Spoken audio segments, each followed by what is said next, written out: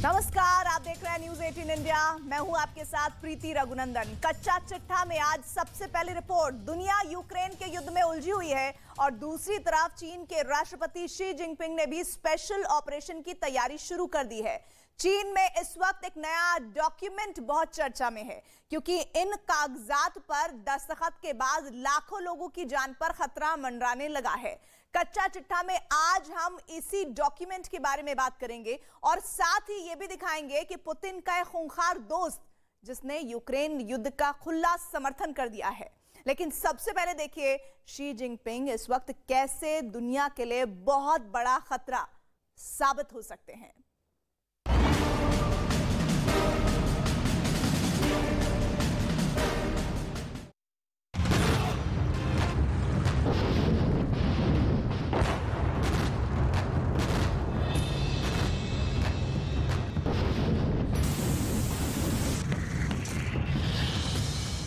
Putin ने Ukraine में जो किया उसकी सबसे बड़ी स्टडी शी जिनपिंग ने कर ली है। यूक्रेन जिस तरह से बर्बाद हुआ और रूस ने 20% इलाके पर कब्जा कर लिया, उसकी सबसे बड़ी नकल अब शी जिनपिंग करने जा रहे हैं।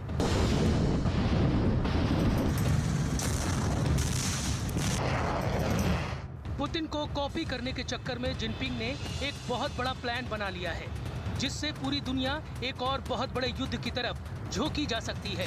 खतरा बहुत ज्यादा बड़ा है।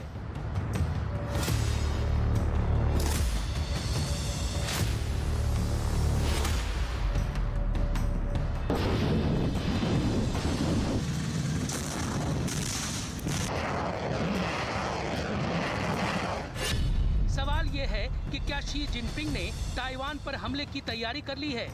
दूसरा सवाल ये कि क्या जिनपिंग ने जापान पर भी अटैक का प्लान बनाया हुआ है? तीसरा सवाल है, क्या जिनपिंग ने अमेरिका के मिलिट्री अड्डों को भी टारगेट पर लिया हुआ है? ये तीनों सवाल बहुत अहम हैं और इसका एक बड़ा इशारा चीन की सरकारी मीडिया ने भी दे दिया है। ये ग्लोबल टाइम्स की रिपोर्ट है, जिसमें जिनपिंग को लेकर वो रिपोर्ट है जो जापान से लेकर अमेरिका और सबसे ज्यादा ताइवान को परेशान कर सकती है। साफ साफ लिखा है कि जिनपिंग ने चीन के मिलिट्री ऑपरेशन, जिसे युद्ध नहीं कहा जाएगा, उसको मंजूरी दे दी है। अब इसे जिनपिंग का कौन सा एजेंडा कहा जाए, क्योंकि यूक्रेन युद्ध से दुनिया पहले ही परेशान है और अब एक नए मिलिट्री ऑपरेशन का जिक्र चीन की तरफ से किया जा रहा है। शी जिनपिंग के नए डॉक्यूमेंट का पूरा लेखा जोखा क्या है, अब उसकी डिटेल बहुत गौर से समझिएगा। शी जिनपिंग ने जिन कागजात पर दस्तखत किए हैं उनमें 6 चैप्टर हैं और कुल 59 पन्ने हैं। हर पन्ने पर जिनपिंग के दस्तखत हैं, जिसमें कमांड स्ट्रक्चर से लेकर मिशन की डिटेल्स और उससे जुड़ी बातें साफ की गई हैं। सबसे बड़ी बात यह है कि इसमें युद्ध का नाम लिए बगैर स्पेशल मिलिट्री ऑपरेशन का जिक्र है। ठीक उसी तरह जैसे रूस ने यूक्रेन में चल रही जंग को पुतिन ने युद्ध का नाम न देकर स्पेशल मिलिट्री ऑपरेशन कहा है और उनके तमाम ऑर्डर इसी नाम से आगे बढ़ाए जाते हैं। और अब जिनपिंग ने भी यही स्ट्रेटेजी अपना ली है। जिनपिंग इस वक्त चीन के किसी भी युद्ध वाले फैसले को लेकर पूरा कंट्रोल चाहते हैं। वो चीन के राष्ट्रपति हैं, वो चीन की कम्युनिस्ट पार्टी के महासचिव हैं, वो चीन के सेंट्रल मिलिट्री कमीशन के चेयरमैन भी हैं। चीन में कहा जा रहा है कि जिनपिंग के दस्तखत का लेना देना युद्ध से नहीं, बल्कि पीस कीपिंग ऑपरेशन को लेकर, डिजास्टर रिलीफ और मानवीय मदद को लेकर है, जो चीन की सेना पहले भी करती आई है। लेकिन दुनिया में कौन इतना भोला भाला है कि वो चीन की नीयत और उसके इरादों को ना समझ सके। अभी चीन की नेवी पूरे एशिया में सक्रिय है और उसका दायरा और दखल अब जापान के करीब से लेकर अदेन की खाड़ी तक हो गया है, या कहें कि करीब 11 से 12,000 किलोमीटर के फासले में चीन की नौसेना लगातार एक्टिव है। इसमें अरब सागर भी है, बंगाल की खाड़ी भी है, हिंद महासागर भी है और दक्षिण चीन सागर तो है ही। इन इलाकों में चीन के जंगी जहाज लगातार पेट्रोलिंग करते हैं। लेकिन ताइवान को लेकर एक रिपोर्ट छपी है जो जिनपिंग को बहुत ज्यादा गुस्सा दिला सकती है। साउथ चाइना मॉर्निंग पोस्ट की ये रिपोर्ट देखिए। इसमें आपको ताइवान की टक्कर वाला इरादा साफ नजर आएगा। ताइवान ने कह दिया है कि चीन और ताइवान के बीच जो समुद्री गलियारा है यानी ताइवान स्ट्रेट, उस पर चीन का कोई हक नहीं और वहां अंतर्राष्ट्रीय कानून के तहत किसी भी देश का जहाज गुजर सकता है। ताइवान के आसपास चीन की नौसेना ने लगातार युद्धाभ्यास किया है और इस वक्त भी उसके जहाज लगातार पेट्रोलिंग कर रहे हैं। ऐसे में ताइवान के तेवर देखकर चीन भी बुरी तरह से चिढ़ गया है। चीन की वार्निंग 24 घंटे से भी कम वक्त में आई है। 根据联合国海洋法公约和中国国内法，台湾海峡水域由两岸的海岸向海峡中心线延伸，依次为中国的内水。 अभी मई 2022 की ही बात है। अमेरिका का ये missile cruiser USS port royal, इस बहुत खतरनाक जंगी जहाज ने शी जिनपिंग की नौसेना को आमने सामने का चैलेंज दिया था, जब इसने उनके फेवरेट समुद्री गलियारे यानी ताइवान स्ट्रेट में घुसपैठ कर दी थी। और ये ऐसे वक्त में किया गया जब करीब में ही चीन की नौसेना युद्धाभ्यास करके अपने बंदरगाह पर लौट रही थी। चीन को चिढ़ाने वाले और जंग के लिए उकसाने वाली इस हरकत में क्या क्या हुआ, उसे गौर से समझने से पहले देखिए कि इस नेवल शिप की ताकत क्या है। ये एक तिकोन देरोगा क्लास का मिसाइल क्रूजर है। ये 10,000 टन का जहाज है। ये 100 से ज्यादा अलग अलग तरह की मिसाइलों से लैस है। पोर्ट रॉयल के बारे में और बातें देखने से पहले फिर से इस वॉरशिप की कद और काठी देखिए, क्योंकि इसी में छुपी है इसकी बहुत बड़ी ताकत जो दुनिया में किसी और जहाज के पास नहीं है। ये प्रशांत महासागर में अमेरिका का बहुत खतरनाक वॉरशिप माना जाता है और इसने शी जिनपिंग को परेशान करने के लिए क्या किया, अब वो बहुत ध्यान से समझिएगा। ये वॉरशिप ताइवान स्ट्रेट यानी करीब 180 किलोमीटर चौड़े समुद्री गलियारे के बीच से गुजरा। ताइवान स्ट्रेट चीन और ताइवान के बीच समुद्री गलियारा है। चीन अक्सर इसे लेकर अमेरिका और ताइवान दोनों को धमकाता रहता है। एक तिकोन देरोगा क्लास की वॉरशिप को उतारकर ही अमेरिका ने चीन को बता दिया है कि वो चीन के ताइवान वाले मंसूबों को कभी पूरा नहीं होने देगा। ये जहाज अमेरिका की 7वीं फ्लीट का हिस्सा है, जिसकी जिम्मेदारी है कि वो प्रशांत महासागर में अमेरिका और उसके दोस्तों खासकर ताइवान, जापान और दक्षिण कोरिया की हिफाजत करे। 当前台海和平稳定面临的最大威胁不是来自别处，而是正来自台独势力顽固推行分裂活动和美国对此的纵容支持。虚化掏空一个中国原则，从自身承诺不断倒退的是美国。放宽美台官方交往约束，提升对台售武规模和性能的是美国。驻台拓展所谓国际空间，甚至跳到台前驻台固邦的还是美国。 अंतर्राष्ट्रीय कानून के हिसाब से अमेरिका ने यहाँ कोई गलती नहीं की। ये किसी भी देश का हक है कि वो इंटरनेशनल वाटर्स में जा सकता है, लेकिन यहाँ सवाल ताइवान स्ट्रेट का इसलिए है क्योंकि इसी फासले को तय करके चीन हमेशा ताइवान पर चढ़ाई करने की धमकी देता रहता है। इसीलिए यहाँ बीच में अमेरिका के वॉरशिप का गुजरना सीधे सीधे शी जिनपिंग के ताइवान वाले ख्वाबों को टक्कर देने जैसा है। चीन ताइवान को अपना हिस्सा बताता है, जबकि ताइवान खुद को एक आजाद देश मानता है। पिछले 7 दशकों से चला आ रहा विवाद यूक्रेन युद्ध के बाद और गंभीर हो गया है, क्योंकि अब चीन की नौसेना ने अपनी गतिविधियां यहां तेज कर दी हैं। चीन के फाइटर जेट आए दिन ताइवान के आसमान से छेड़छाड़ कर रहे हैं। We've witnessed a steady increase in provocative and destabilizing military activity near Taiwan. And that includes PLA aircraft flying near Taiwan in record numbers in recent months, and nearly on a daily basis.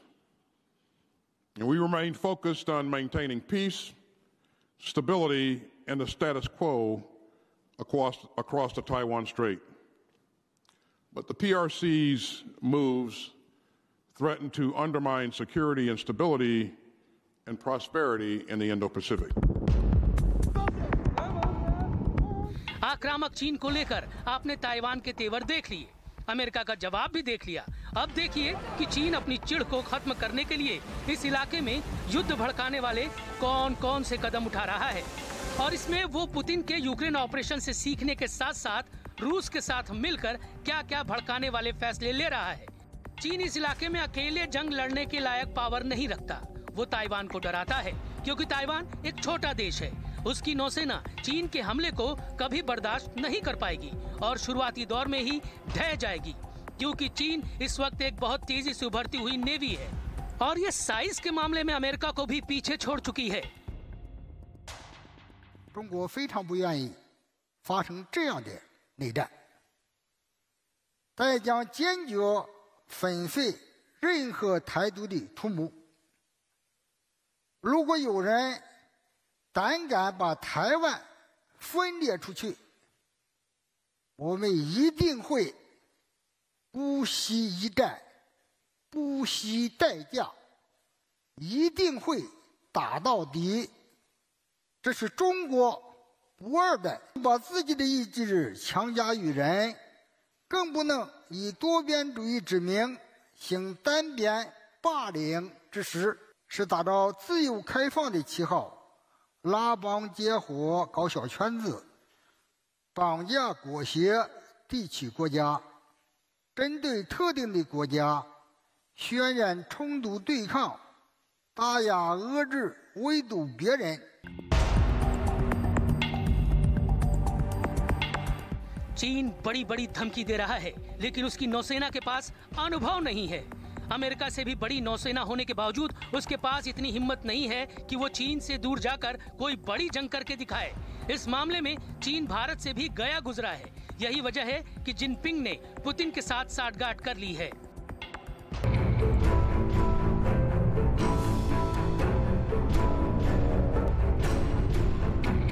हाल ही में पूर्वी रूस के पास एक secret Airbus पर रूस का nuclear bomber active हुआ और उसने उन इलाकों की पेट्रोलिंग शुरू कर दी जहां अमेरिका और जापान का असर रहता है। जाहिर है ये सब व्लादिमीर पुतिन के ऑर्डर के बगैर नहीं हुआ होगा। स्पेशल मिशन के लिए रूस का यह खतरनाक न्यूक्लियर बॉम्बर तैयार किया गया। आप इसे प्रशांत महासागर के लिए पुतिन का बहुत ही पावरफुल शो कह सकते हैं, जिसने अमेरिका के साथ जापान और दक्षिण कोरिया की भी धड़कनें बढ़ा दी थीं। ये एक तरह से पुतिन का न्यूक्लियर बॉम्बर वाला लॉन्चिंग पैड एक्टिव करने जैसा है। लेकिन पुतिन ने ये सब अकेले नहीं किया, उनके साथ जिनपिंग का बॉम्बर भी उड़ा और ये दोनों बॉम्बर्स की जोड़ी अमेरिका का होश उड़ाने वाला कहा जा रहा है। रूस ये दिखाना चाहता है कि जिनपिंग अकेले नहीं है और इंडो पैसिफिक इलाके में अमेरिका ने चीन को परेशान किया तो रूस भी कुछ न कुछ जरूर करेगा। Tu-95 की ये खतरनाक उड़ान इस बात का भरोसा दिलाने की बहुत बड़ी कोशिश कही जाएगी। रूस का बॉम्बर Tu-95 और चीन का बॉम्बर H-6K क्या कर सकता है, अब इसे बहुत अच्छी तरह से समझिए। Tu-95 6,500 किलोमीटर प्रति घंटे की रफ्तार से उड़ता है और रिफ्यूलिंग के बाद ये 8,500 किलोमीटर के दायरे में ऑपरेशन कर सकता है। ये 15,000 किलो के बम और मिसाइल लेकर उड़ सकता है। इसमें ऐसी मिसाइल लगाई जा सकती है जिनकी रेंज 3,000 किलोमीटर तक है। यानी चीन का कोई दुश्मन अगर टारगेट पर आया तो रूस का हमला वहां तक आराम से अंजाम दिया जा सकता है। अब देखिए चीन का H-6K बॉम्बर का बॉम्बिंग पैकेज क्या है।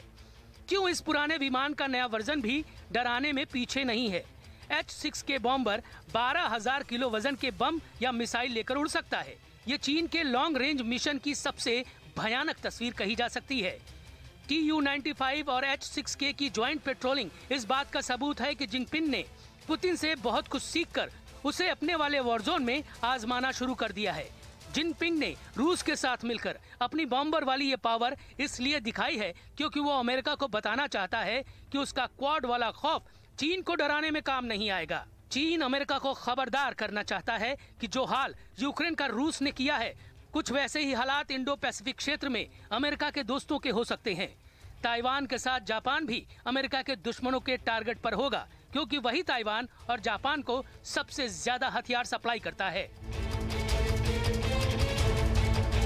日前再次宣布对台军售，严重违反一个中国原则和中美3个联合公报规定，严重损害中国主权和安全利益，严重损害中美关系和台海和平稳定。 चीन के खतरनाक इरादों को लेकर विशेषज्ञ भी ये मानते हैं कि अगर इस इलाके में युद्ध छिड़ा तो सबसे बड़ा नुकसान जापान का होगा। जापान ही वो देश होगा जिस पर सबसे पहले हमला किया जाएगा, ताकि वहां मौजूद अमेरिकी फोर्स की कमर पहले ही तोड़ दी जाए। रूस की मिसाइल टेस्ट वाली रणनीति पर चीन ने पहले ही काम शुरू कर दिया है और अब बॉम्बर्स की उड़ान के साथ अपने समुद्री इलाके में उसके वॉरशिप जापान और ताइवान के आसपास लगातार घूम रहे हैं। बस इंतजार है तो बीजिंग का, जहां से अब युद्ध नहीं बल्कि स्पेशल मिलिट्री ऑपरेशन का ऑर्डर जारी हो सकता है, क्योंकि यही जिनपिंग का तबाही वाला नया प्लान बन चुका है और उस पर उन्होंने खुद दस्तखत भी कर दिए हैं।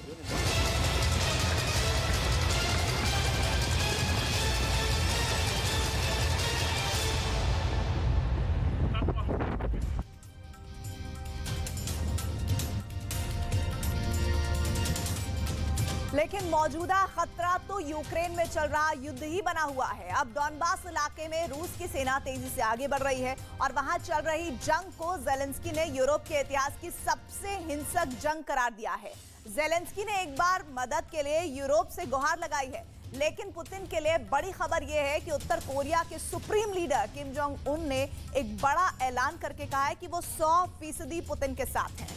किम की एंट्री ने यूक्रेन के युद्ध को कैसे और खतरनाक बना दिया है, इस स्पेशल रिपोर्ट को देखिए।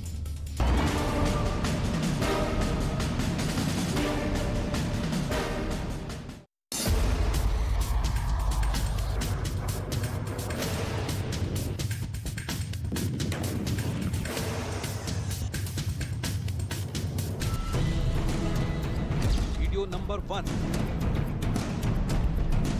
डॉनबास में ये रूस की सेना का हवाई ऑपरेशन है। ठीक ऐसे ही फाइटर जेट Su-25 से रूस की वायुसेना यूक्रेन में हमले कर रही है। Su-25 को रूस का हवाई टैंक कहा जाता है। यूक्रेन युद्ध में रूस की सेना सबसे अधिक हवाई हमले इसी लड़ाकू विमान से कर रही है। यूक्रेन युद्ध वीडियो नंबर 2। ये चेचन लड़ाकों के युद्ध का लाइव वीडियो है। इस वीडियो को चेचन के हेड रमजान कादिरोव ने जारी किया है। दावा किया जा रहा है कि इस वीडियो को देखकर यूक्रेन के सैनिक दहशत में आ गए हैं। दावा है कि चेचन लड़ाकों की इस बर्बरता ने यूक्रेन की सेना में खौफ भर दिया है।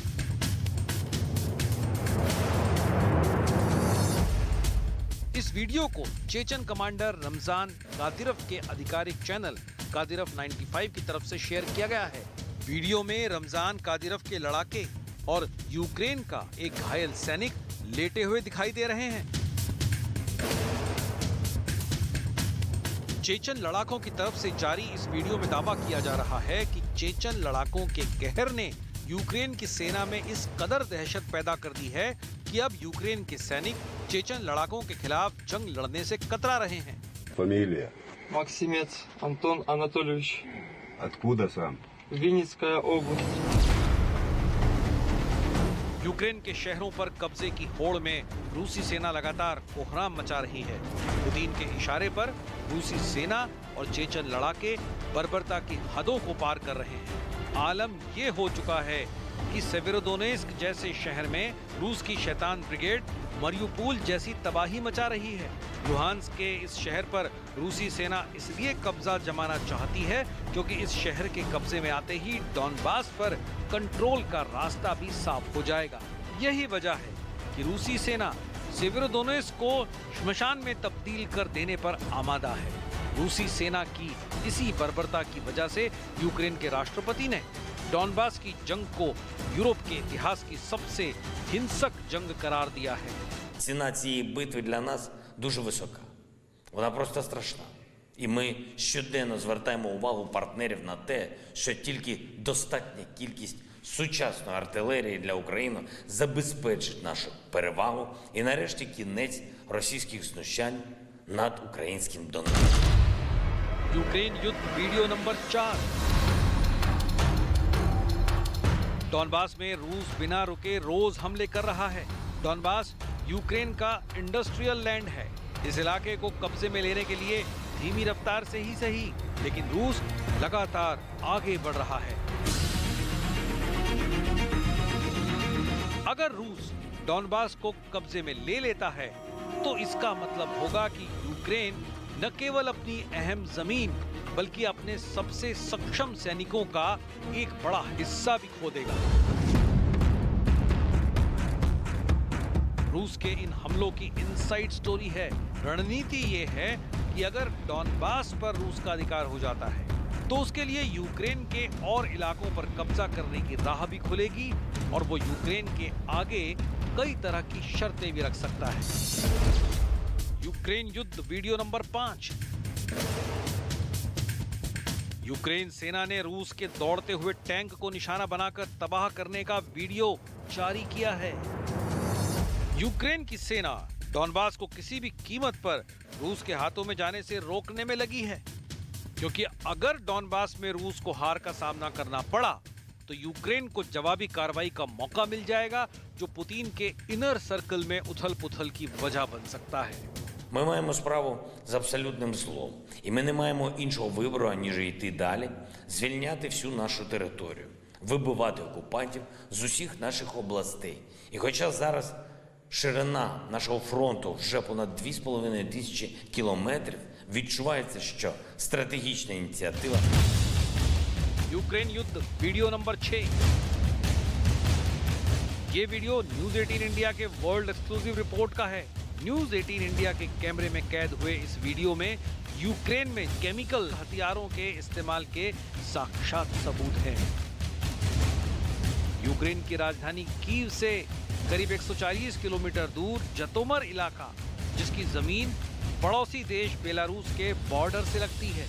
अंतर्राष्ट्रीय बॉर्डर वाले इस इलाके में यूक्रेन की इस रेलवे लाइन पर न्यूज 18 इंडिया के रिपोर्टर जावेद मंसूरी को कई ऐसे सबूत मिले। पूरा इलाका बेहद ही खतरे वाला इलाका है और इस जगह पर हमारी मौजूदगी है। और ये देखिए, जगह जगह आपको इसी तरह से जो खाली शेल्स हैं वो आपको नज़र आएंगे। ये पूरे रेलवे ट्रैक को उड़ाने की कोशिश की है। देखिए इस तरफ यहाँ जो BP जैकेट्स हैं वो हमें कई जगह नज़र आ रही हैं। बड़ा नुकसान यहाँ पर हुआ और बड़ा युद्ध भी यहाँ पर रूस और यूक्रेन के बीच में हुआ है। आपको बताएं कि इस जगह पर जो मलिन ये जगह है, देखिए हथियारों के जो पार्ट्स हैं वो यहाँ पर आपको नज़र आएंगे। ये रेलवे स्टेशन को यहाँ मिसाइल से अटैक किया गया था, क्योंकि रूस की कोशिश है कि जो यूक्रेन का जो रेलवे नेटवर्क है उसको किसी तरह से तोड़ा जाए, और क्योंकि ये जो रास्ता है ये बेलारूस बॉर्डर तक जाता है। यहाँ की मिट्टी में संदिग्ध पदार्थ मिले हैं, गैस मास्क मिले हैं, रेलवे ट्रैक पर तरल पदार्थ मिले हैं, हथियारों के टुकड़े बिखरे मिले हैं। सवाल उठता है कि जिस जगह पर रूस ने यूक्रेन की सेना पर हमला किया वहां ये गैस मास्क कैसे आए? आखिर इन गैस मास्क का इस्तेमाल कौन कर रहा था? गोला बारूद और मिसाइल के हमलों से बचने के लिए न तो ऐसे गैस मास्क का इस्तेमाल होता है और न ही ऐसे गैस मास्क कोई बचाव करते हैं। ऐसे गैस मास्क सिर्फ और सिर्फ खतरनाक केमिकल और बायोलॉजिकल एलिमेंट से बचने के लिए ही इस्तेमाल किए जाते हैं। मास्क देख सकते हैं, ये न्यूज 18 इंडिया यहाँ इन्वेस्टिगेशन के लिए पहुंचा था तो यहाँ ये मास्क नजर आया है। आमतौर पर ऐसे मास्क किसी भी रासायनिक पदार्थ से बचने के लिए पहनते हैं ताकि उसका असर ना हो। ये मास्क यहाँ पर हमें दिखाई दिया है। ऐसे कई सबूत हैं जो ये इस बात की पुष्टि कर सकते हैं कि ये संकेत देते हैं कि क्या यहाँ पर जैविक हथियारों की लड़ाई होने वाली थी, क्योंकि रूस ने इस रेलवे स्टेशन को निशाना बनाया था। इस पूरे रेलवे स्टेशन को देखेंगे तो ये रेलवे स्टेशन उड़ा दिया गया था कुछ ही रोज पहले। फरवरी में यूक्रेन युद्ध शुरू हुआ और मार्च के महीने में पहली बार यूक्रेन ने रूस पर जैविक और रासायनिक हथियारों के इस्तेमाल की आशंका जताई, जबकि रूस ने आरोप लगाया था कि यूक्रेन में अमेरिका की कई जैविक लैब मौजूद हैं और इन आरोपों के बीच युद्ध क्षेत्र से गैस मास्क और दूसरे सबूत कई बड़े सवाल खड़े कर रहे हैं। अगर केमिकल वेपन के इस्तेमाल को बढ़ावा दिया गया तो यूक्रेन के हालात पर दुनिया को अफसोस मनाने का भी वक्त नहीं मिलेगा, क्योंकि रूस में सोवियत संघ के वक्त के रासायनिक हथियार अभी भी मौजूद हैं। इसमें करीब 40,000 मीट्रिक टन रासायनिक नर्व, ब्लिस्टर और चोकिंग एजेंट हैं। इसकी जानकारी खुद रूस ने दी है। रूस के पास सरीन गैस है। जहर के मामले में सरीन गैस साइनाइड के मुकाबले 20 से 25% ज्यादा जहरीली है। रूस के जैविक जखीरे में VX गैस भी है, जिसे वेनम एजेंट ऑफ X भी कहा जाता है। VX गैस साइनाइड से 2 गुना ज्यादा जहरीली है।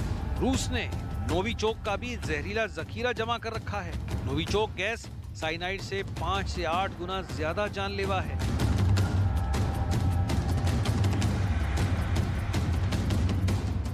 ये खतरनाक गैसें हमारे दिमाग में नर्व सेल तक संदेश पहुंचाने वाले एंजाइम को निष्क्रिय कर देती हैं। इसके चपेट में आने पर इंसानों की तड़प तड़प कर मौत हो जाती है। धरती के जिस हिस्से पर इन हथियारों का इस्तेमाल होता है वो मरघट में बदल जाता है, क्योंकि सरीन जैसी गैस की मौजूदगी में एक बार सांस लेने के बाद ये जहरीली गैस नर्वस और रेस्पिरेटरी सिस्टम दोनों पर अटैक करती है। इसकी वजह से सांस लेने में तकलीफ होती है। इसके अलावा तेज दर्द और दौरे भी पड़ते हैं। घुटन इतनी ज्यादा होती है कि दम घुटने से मौत हो जाती है।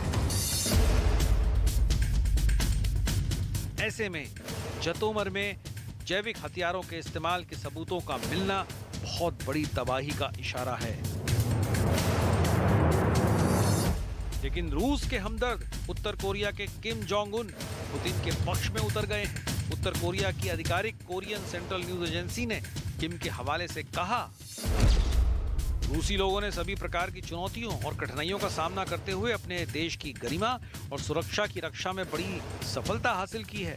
उत्तर कोरिया के लोग उन्हें पूरा समर्थन और प्रोत्साहन देते हैं। साफ है, पुतिन के स्पेशल ऑपरेशन को किम ने भी रूस की सुरक्षा का मसला बताते हुए बिल्कुल जायज ठहराया है। किम के इस बयान ने उनका पुतिन के साथ वाला खास याराना जो है उस पर सच की मोहर लगा दी है।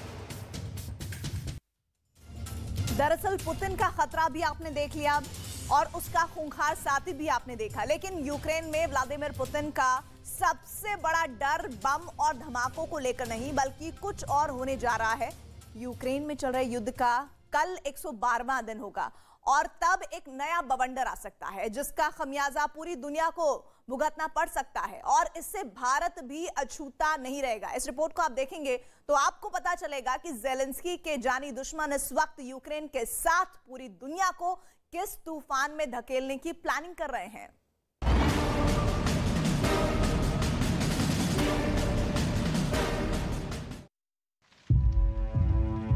जल गए खेत,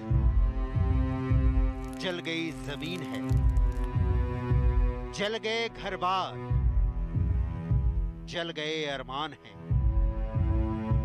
गेहूं भरे हैं गोदामों में, पूछने वाला कोई नहीं। भूख बरसती है अफ्रीका में, देखने वाला कोई नहीं। मंजर खौफनाक है, जो बच गया है उसे बचाने का क्या इंतजाम है। दुनिया के सामने सबसे बड़ा यही सवाल है।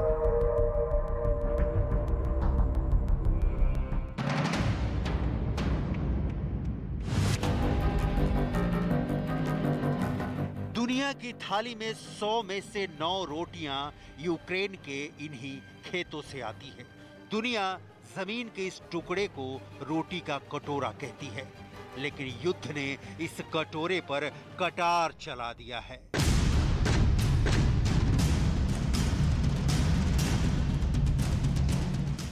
आलम यह है कि यूक्रेन के लहलहाते खेतों से गेहूं की फसल काटकर गोदामों में पहुंची, लेकिन उसे पूछने वाला कोई नहीं।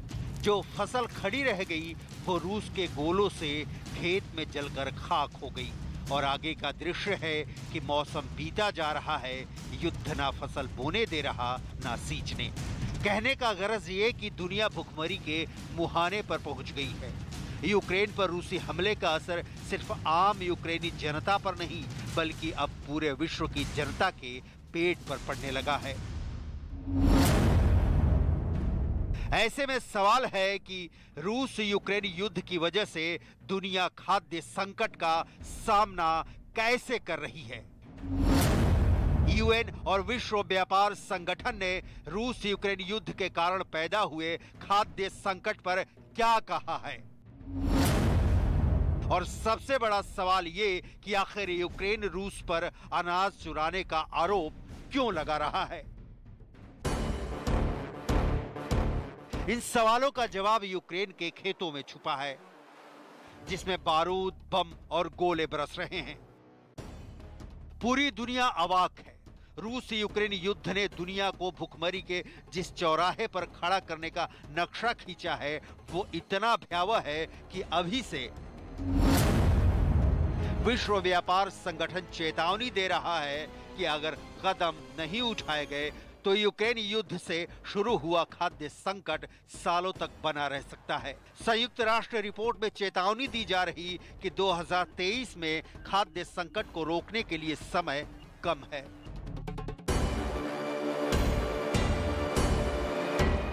तो इसका इलाज क्या है? क्योंकि पुतिन के कठोर कदम रुकने वाले नहीं हैं, ना ही ज़ेलेंस्की झुकने वाले हैं। तो इस सवाल को बहरहाल यही छोड़ जंग से पैदा हुई भुखमरी की पहेली सुलझाने पर फोकस करना अच्छा होगा। कैसे, ये समझने के लिए यूक्रेन की खेती का दुनिया में योगदान समझना होगा। दुनिया भर के कुल गेहूं निर्यात में यूक्रेन की हिस्सेदारी है 9%। दुनिया के कुल सूरजमुखी निर्यात में यूक्रेन की भागीदारी है 50% और दुनिया भर के मक्का का 13% यूक्रेन ही निर्यात करता है। मतलब 4 करोड़ लोग यूक्रेन के अनाज पर निर्भर करते हैं और युद्ध के कारण हालात ऐसे हैं कि 30% यूक्रेन के खेतों में या तो फसल बोई नहीं गई या बोई गई है तो उनकी सिंचाई नहीं हो पा रही।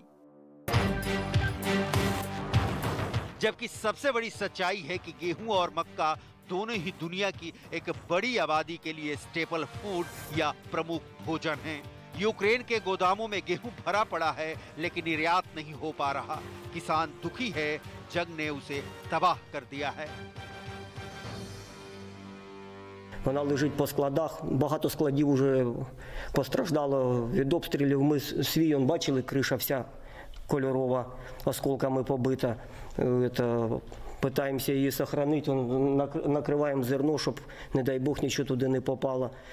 Стараємося його вирощувати, результат один, дівати його нікуди. Соляра подорожала в декілька разів, селітра теж. Получається, щоб її виростити, от тонна соляри 70 тисяч, тонна селітри 30, уже 100, і за 3 тисячі треба здати це зерно. Я так вважаю, що за 1-2 роки сільське господарство ляже повністю. यहाँ ये समझना बहुत जरूरी है कि क्यों यूक्रेन के गोदामों में गेहूं बंद हैं। पहला ये कि काला सागर बंदरगाहों पर रूसी नाकेबंदी है। समंदर से सटे इलाकों में यूक्रेनी और रूसी माइंस के कारण यूक्रेन में करीब 20 से 25 मिलियन टन गेहूं फंस गया है।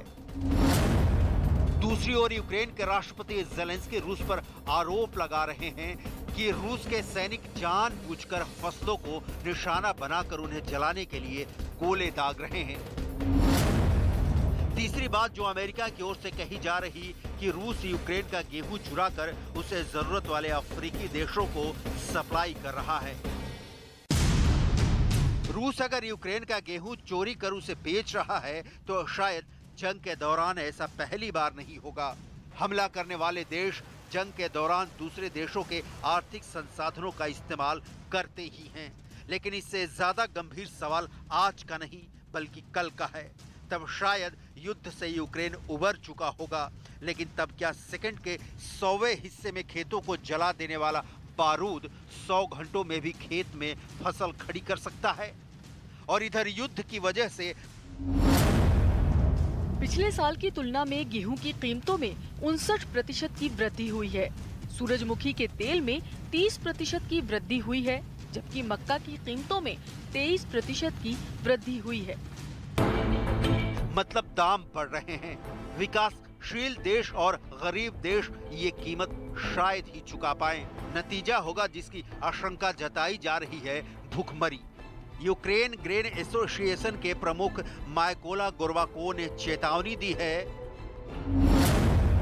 अगर यूक्रेन के बंदरगाहों से निर्यात फिर से शुरू नहीं हो पाता है तो जुलाई के अंत में शुरू होने वाली अगली फसल बुरी तरह प्रभावित होगी। सवाल यह है कि यूक्रेन के गोदामों में पड़े लाखों टन गेहूं का क्या होगा। यूक्रेन इसका निर्यात कर नहीं सकता है और यूक्रेन के किसान अगर इसे देश में बेचना चाहें तो कोड़ियों के भाव बिकेगा, क्योंकि अब इसकी कीमत कुछ भी नहीं रह गई है। उधर जुलाई से गेहूं की बुआई का समय शुरू हो जाता है, लेकिन युद्ध है कि खत्म होने का नाम नहीं ले रहा है। यूक्रेन के किसान ही इससे मुश्किल में नहीं हैं, बल्कि दुनिया के वो देश भी मुश्किल में हैं जिन्हें युद्ध शुरू होने के बाद से यूक्रेनी गेहूं मिलना बंद हो गया है।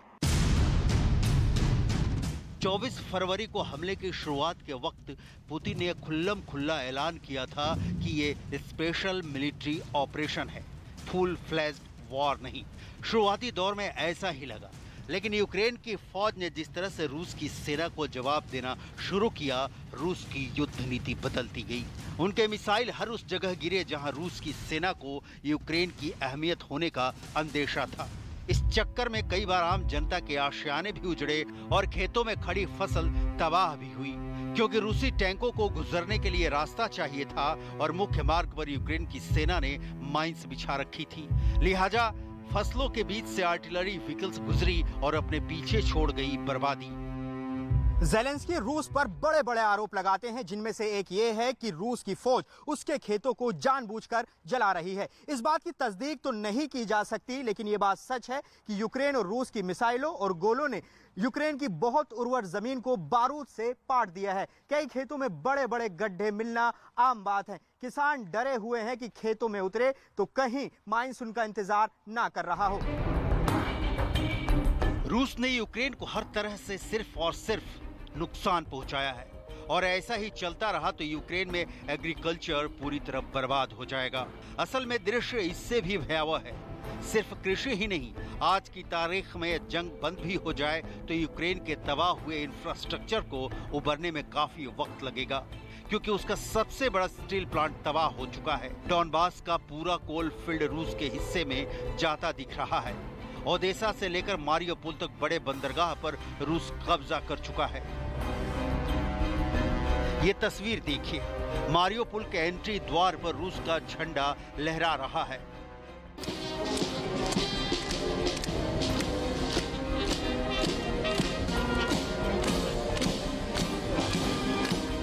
क्राइमिया के मुख्य शहर सेवेस्तोपोल में रूस की धुन बज रही है। मौका है रूस डे का, जो कि हर साल 12 जून को मनाया जाता है। क्राइमिया पर भी ठीक आज की तरह रूस ने 2014 में अपना आधिपत्य स्थापित कर लिया था।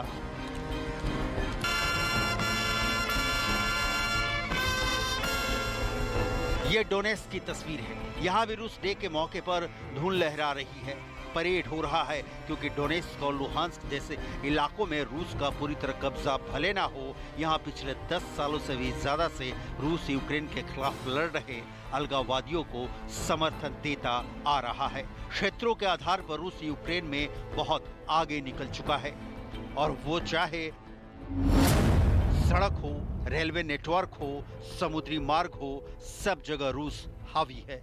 धीरे धीरे ही सही, रूस की फौज लगातार यूक्रेन में पांव पसार रही है। रूस की फौज दक्षिण मोर्चे पर कमोबेश फतह कर चुकी है, तो वहीं पूर्वी मोर्चे पर बर्बादी और तबाही की नई कहानी लिख रही है। राजधानी कीव में भी रोज सायरन सुनाई दे रहे हैं, जैसे कभी भी कहीं भी राजधानी कीव पर रूस मिसाइल अटैक कर सकता है। ये बात भी सच है कि डोनबास पर कब्जा होते ही रूस के सामने नया फ्रंट कीव होगा, जहां से राष्ट्रपति ज़ेलेंस्की बंकर से युद्ध का संचालन कर रहे हैं। डोनबास पर कब्जे का मतलब ये भी है कि यूक्रेन के स्टील प्लांट तबाह हो चुके हैं, समंदर से कनेक्शन कट चुका है।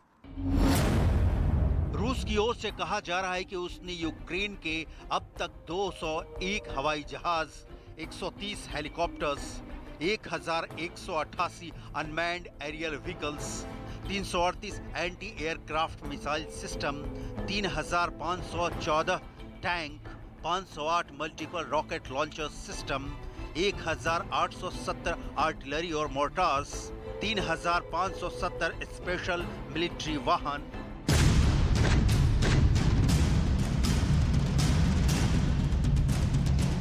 अब तक तबाह कर दिए हैं।